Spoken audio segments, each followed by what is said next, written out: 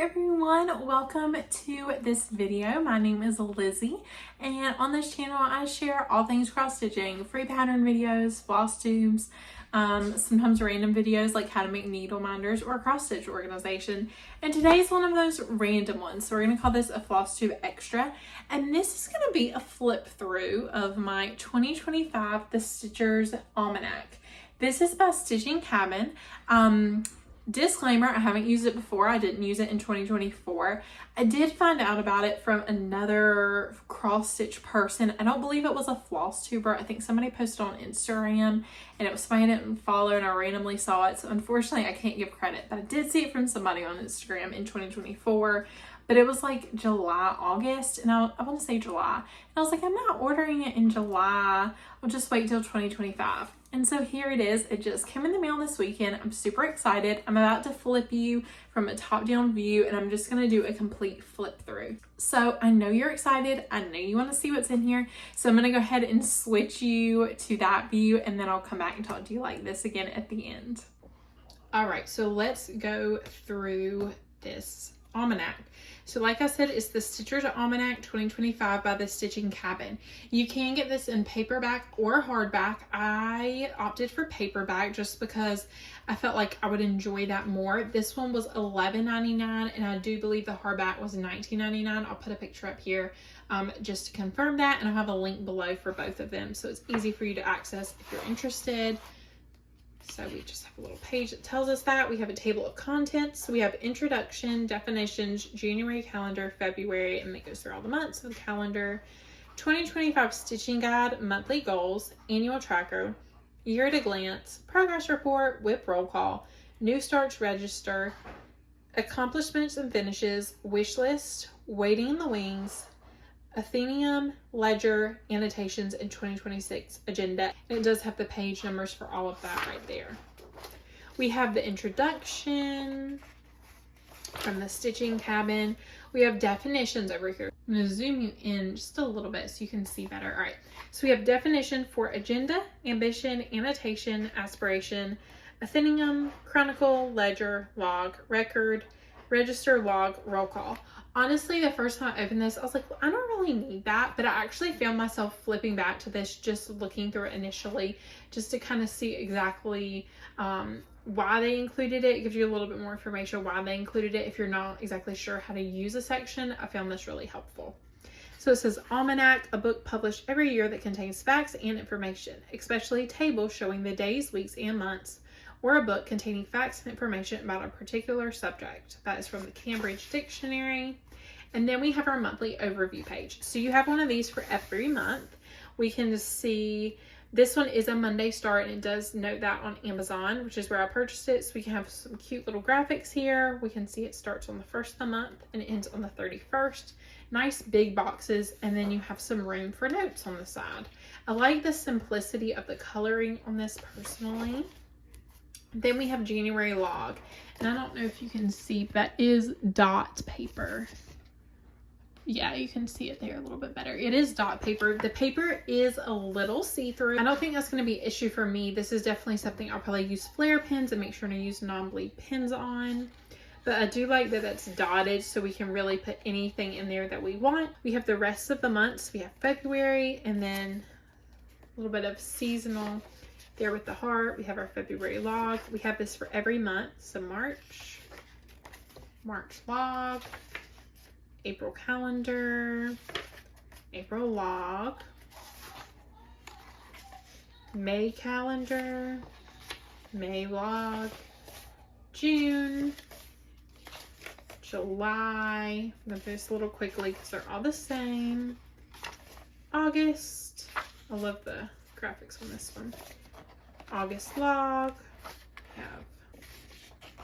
So you have November log, December, and our December log. Then we go into our 2025 stitching goals. I am going to do a video later on kind of walking you through when I set mine up of how exactly I plan on using it. But we have 2025 stitching goals. So we have 2 pages of that. And again, it's the dot pages, just like on the monthly logs. The next page we have monthly goals, and these are divided by quarter. So we have quarter 1, and then again we have checklist boxes that are divided by January, February, March, April, May, June. I found this really helpful how it's broken down. July, August, September for quarter 3, and monthly goals quarter 4, October, November, December. And I love that we have the check boxes there to check off if you've done them. We have our annual tracker. So basically we have the number, and you can put in January, February, March, April, May, June. We have 1 through 31. So basically this is your monthly tracker, and you can see it all together, January through December. So you could put different things here depending on what you want it to track. We have year at a glance, and again, this is broken down by month. So you have January, February, and a box for every month. Again, the dot pages, a little bit of a close up on that. The dot pages like in the monthly log. This is our progress report. So you have WIP, and then you have a little line here where you can write the name of that WIP, and you can track the percentage of the project, and then you have FFO with a little box under that. I'm going to give you a little close up. So assume there you could probably put the date that you finished it. And we have 2 pages of that. Next, we have a WIP roll call. So basically, you can use this however you want to catalog your WIPs. And again, we have a dot page. I like how open-ended that is, so you can be more decorative with it or just literally make a list. So we have 2 more pages of that. Then we have our new starts register. So we have it broken down by quarter 1, quarter 2, quarter 3, and quarter 4. And then each one of those has the 3 months under it. So January, February, March, April, May, June, and the same for the 3rd and 4th quarter. So I'm going to give you a close-up of that. Again, dotted boxes. We then have accomplishments and finishes broken down in the same way. Quarter 1, 2, 3, and 4, and they're broken down by January, February, March, April, May, June. And the same for the other side. This one.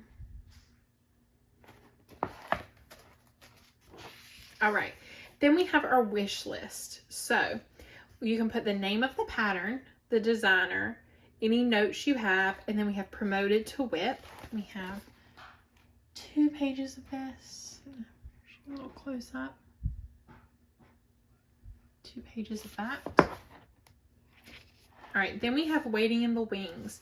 So basically any projects you are trying to kit up, we have this cute little text box that says pick me, pick me. So again, you have name, designer, notes, and then you have check boxes for your chart, fabric, and floss, which I really appreciate. And I like that there's lots of room for notes, so you can kind of notate whether you switched anything out from the pattern called for and things like that. Or even if you haven't bought fabric yet, you could write ideas for fabric. That'd be one way you could use it. Then we have the Athenaeum. Now I'm going to come back here and read you the definition of an Athenaeum if you don't know it. A library or reading room, an institution for the promotion of learning. So basically you can put whatever you want here. I feel like it's more of like books you're reading, or I could even see it as being cross-stitch content you're consuming and maybe have learned from. Marking that here. We have the books at the bottom. We then have our ledger. So we have, let me give you a close up because this one's kind of hard to see. So you have your date, expense, and amount. So for me personally, I'd probably use this for cross-stitch / crafty expenses just to kind of keep up with them throughout the year. And then we have annotations, and we have quite a few pages of this. Again, give you a little bit of a close-up. Again, that is dot pages. They are faint, but you can see them. We have quite a few pages of that. These don't have any heading on the top, which is nice. So you can add that yourself if you want to put something specific there. There's quite a few pages of this, which I certainly appreciate. And then at the very end, we have our 2026 agenda. So you have it January, February, March, April, May, June, and then June, July, August, September, October, November, December. So you have that broken down again with the dots in the boxes. And then your very last page just has some references for some things mentioned, mostly those definitions at the beginning, and then just that at the end. So yes, that is the 2025 Stitchers Almanac. I hope if you're on the fence for purchasing this, that maybe this helped you. I'm going to go back to a front-facing camera view to talk to you a little bit more about how I plan to use this for 2025 and how I'm going to share that with you in the future in case you're interested. Are you excited about it? I am so excited to use that. I want to go grab some colorful flare pens and write in it right now. I do have big plans to order some stickers for it. I'm not sure exactly what kind yet. Definitely cross stitch related ones, filming related ones, since I am filming Flosstube and I kind of want to keep up with that in here since it is related to my stitching. Yeah, but I do plan on at the beginning of the year kind of doing a plan with me. I love to use a paper planner just for my everyday life. So this is going to be my supplemental planner for cross stitch, obviously, because this year I kind of was writing cross stitch in my regular planner and it was getting lost with all my life stuff, which is, you know, obviously doctor's appointments and things like that are more important. But I'm really excited to have this. So once it's the beginning of the year and I'm setting this up, or a couple weeks before, I will walk you through that with me, because I do plan to buy some stickers, get some cute pins and highlighters just for this that hopefully won't bleed, because I'm a stationery girl. So yes, if you are interested in that, then please subscribe and be on the lookout for that in the next month or two. And thank you so much for watching. I hope you enjoyed this flip through. If there's a different stitchy planner that you use, let me know down below. Or if you've used this one and love it, let me know how you've done that. If there's anything that you've specifically done that has helped you make it work for you in your stitching. All right, thank you so much for watching, and I will see you next week actually, with another Flosstube. Bye guys.